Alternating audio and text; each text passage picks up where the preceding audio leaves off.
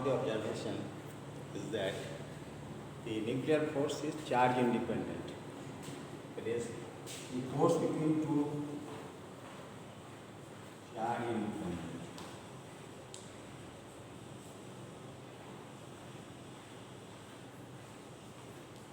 There is the force between the two proton, two neutron, and a neutron and a proton are same.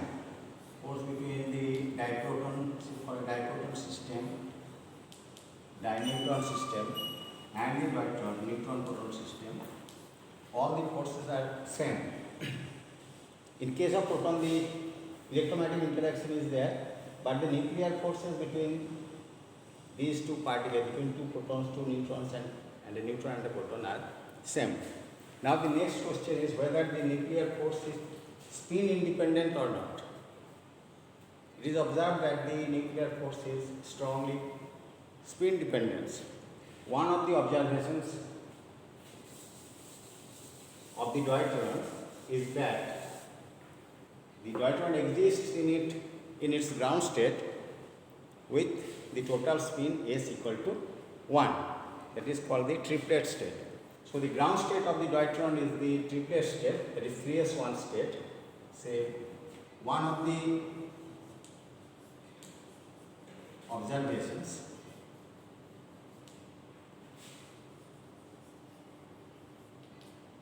is that the deuteron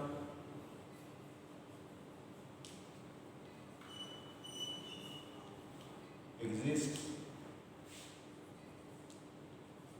in its ground state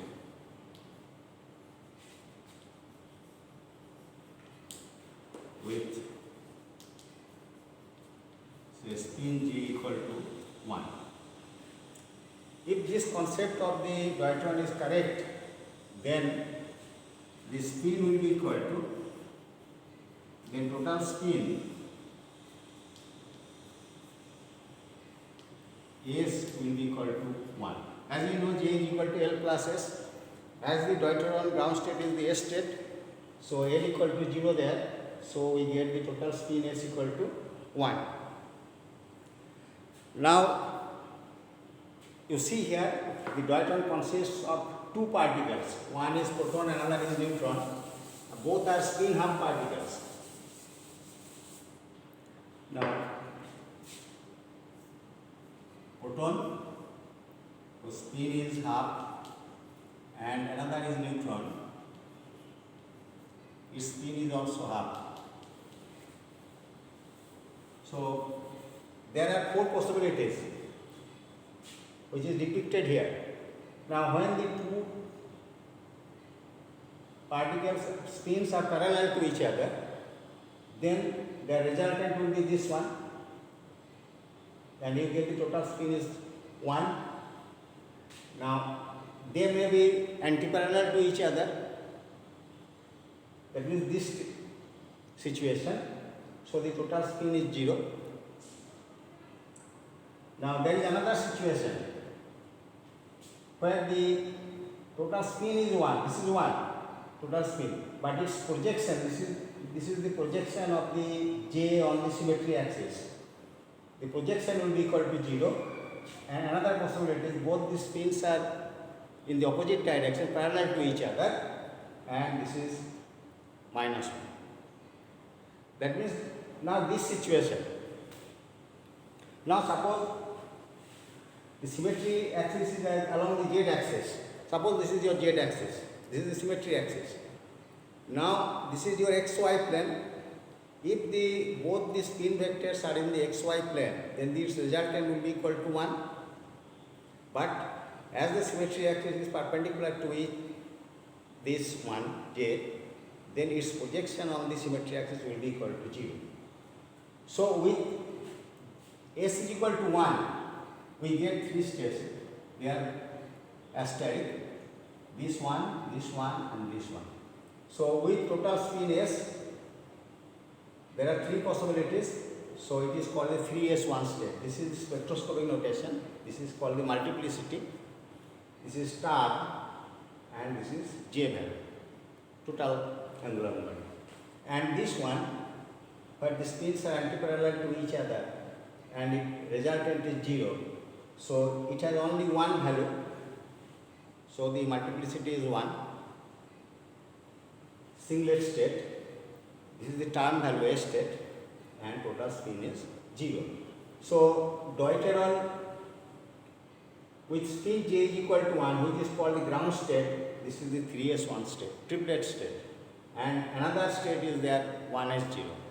Now the question is, if this is the bound state of the deuteron, then whether 1s0 deuteron exists, bound state of the deuteron exists in 1s0 state or not. Now it is observed that 1s0 state of the deuteron is unbound. Deuteron does not exist in the bound state, in the singlet state. Then whether the singlet state force is 0? No, this is not. The answer is in the negative, because this 3s1 force is much stronger than the 1s0. It does not mean that the 1s0 force is 0, but it is not sufficient to form a bound state. Now we shall explain what should be the minimum depth of the potential well which can produce a bound state, because we consider here a hardcore square well potential. So what would be the minimum depth of the potential well so that it can produce a bound state? So we shall calculate that limit. So this is your hardcore square well potential.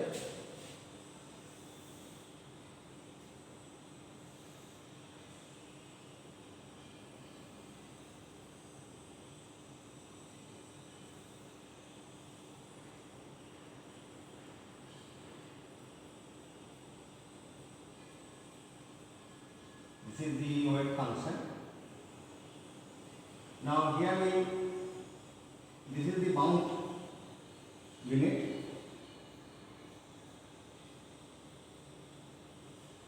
This is the limiting value,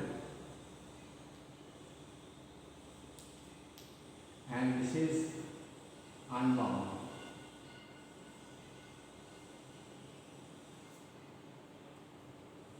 Now in the limiting case, when the binding energy is 0,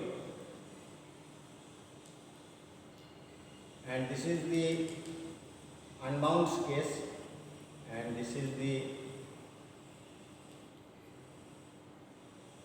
bound case.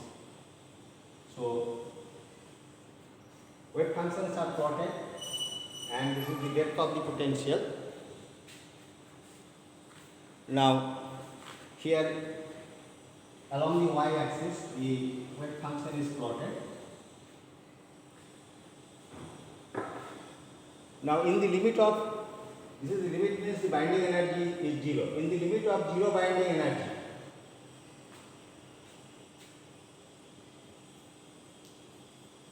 in the limit of 0 binding energy,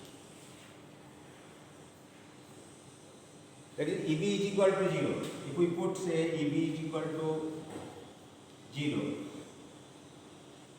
then the potential, a wave function outside the range of the potential will be a constant quantity. What is the wave function outside the range of the potential? That is U3. It is b to the power minus alpha. If your EB is equal to 0, then alpha will be equal to 0. If EB equal to 0, then this alpha will be equal to 0. Then you get a constant quantity U3, that is the wave function outside the range of the potential is a constant quantity. Okay? Now this constant quantity, this wave function should be matched at the boundary. Here it is r equal to b plus c. At this point, it must match with the sinusoidal wave function, because inside the wave function is sine A, sine k r minus c. So at the boundary,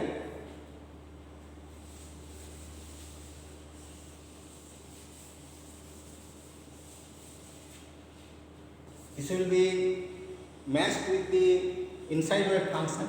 So at the boundary,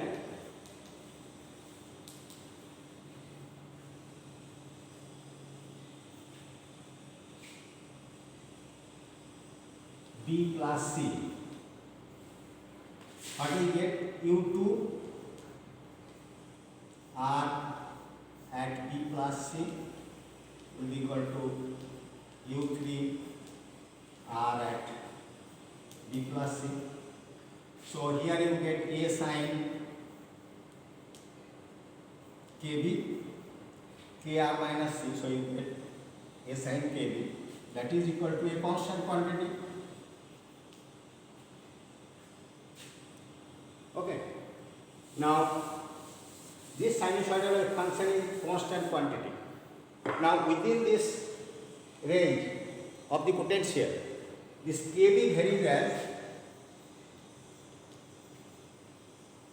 within the range of the potential, this KB varies from 0 to pi by 2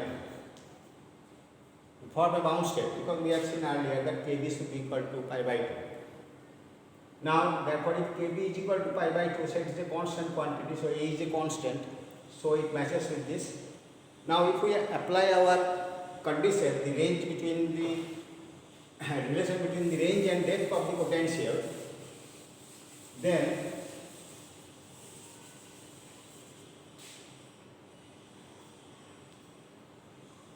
now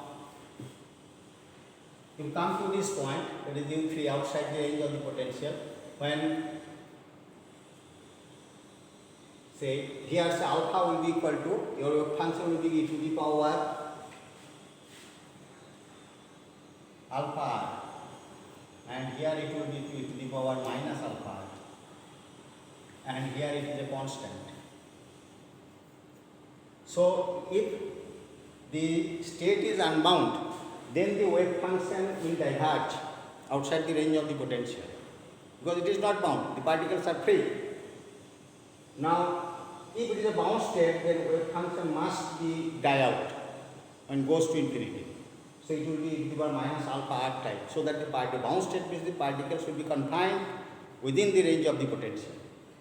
And in the limit, when binding energy is 0, you get constant, it goes parallel to the r axis. This is the r axis. Now from the relation that V0 B square is equal to pi square h cross square by 8 m. This is the relation. Now it is related in this way, pi square by 4 h cross square by twice m.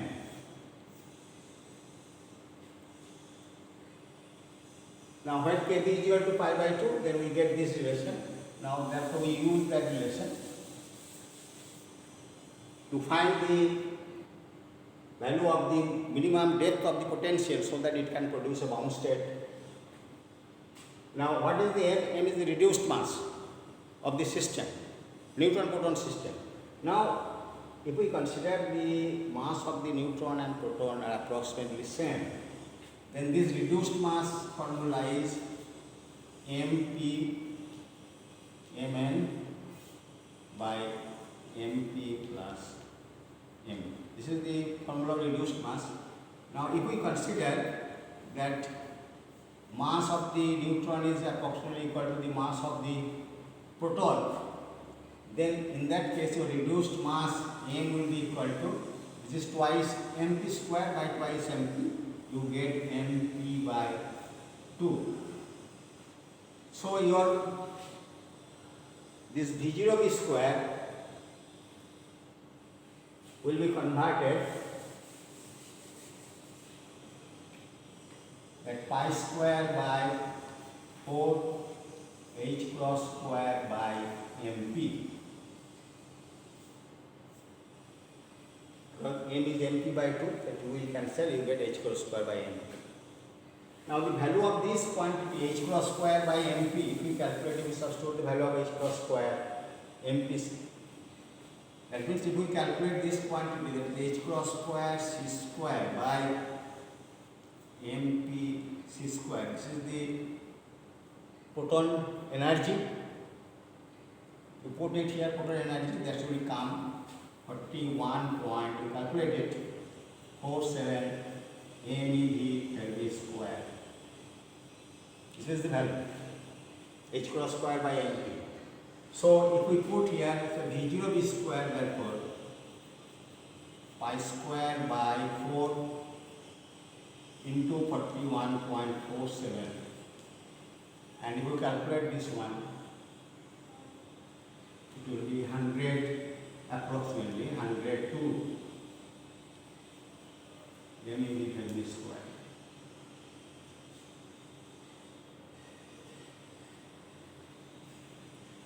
Now, this is the limiting value here for this case.